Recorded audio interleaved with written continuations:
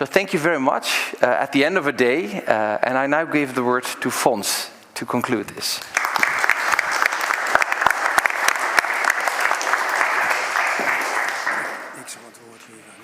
Yeah.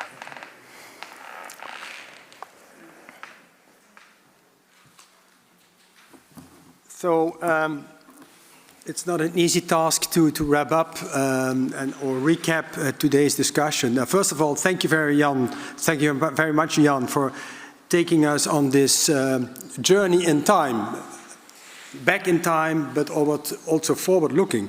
It was indeed very inspirational and gave a lot of food for thought. And I think that is mainly, in my view, the main message of today. We have heard many different presentations from different perspectives, the legal one, the philosophical one, the political one, but the economic one as well, the one on the use of natural resources.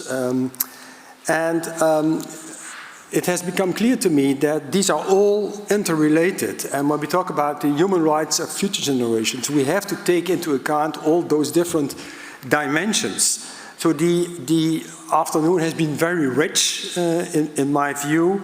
And the leading question, indeed, was given by Roman, how to be a good ancestor. And I think we have, if we take ourselves seriously and indeed have done the exercise and participated in the exercise suggested by Jan in a conscious way, then we should ask ourselves that question, and we may come up with answers. And one of the answers that came to my mind is the importance of acting as a responsible citizen, living today. And this is also very much related to what I said earlier this afternoon during my presentation.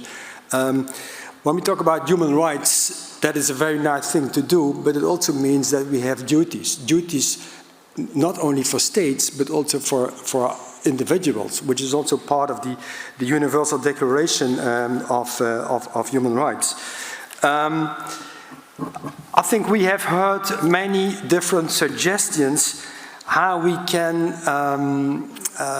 move forward, and there is a need for creative thinking, and this afternoon has been very helpful on this. It all has given us food for thought, and the role that each one of us can play with his different capacities, his different backgrounds, the importance of public involvement, the role of civil society, but also the role of ordinary people. And one of the suggestions that was made was the importance of education. And I think that is something which we as participants at this event should take home, the importance of education and also teaching. And I do not mean only, let's say, teaching at school or university, but the importance of teaching our own circle and maybe beyond that, people we know, people we do not know about the human rights of future generations. And the importance also of a rights-based approach. But what does that mean in practice? And we also have to bring that message to the politicians, because I sometimes doubt whether politicians are familiar with, let's say, the notions we have been discussing today, whether they take into account a human rights-based approach, and when they decide about projects for the future, either through policy or legislation, whether such a, let's say, review, assessment, an impact assessment is there. So that is something that can be taken into account. The importance of guardians or trustees for the future. Can we act as guardians of the future?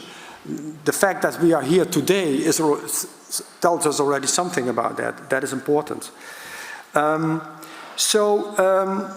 I think the debate has been very rich. We will continue tomorrow.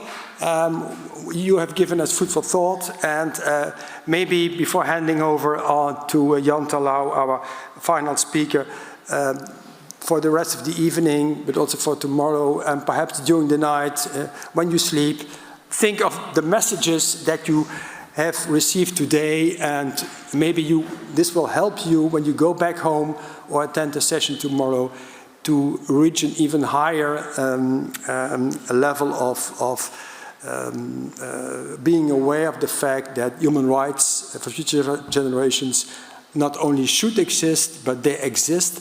However, they need to be implemented, and we have to take responsibility for that.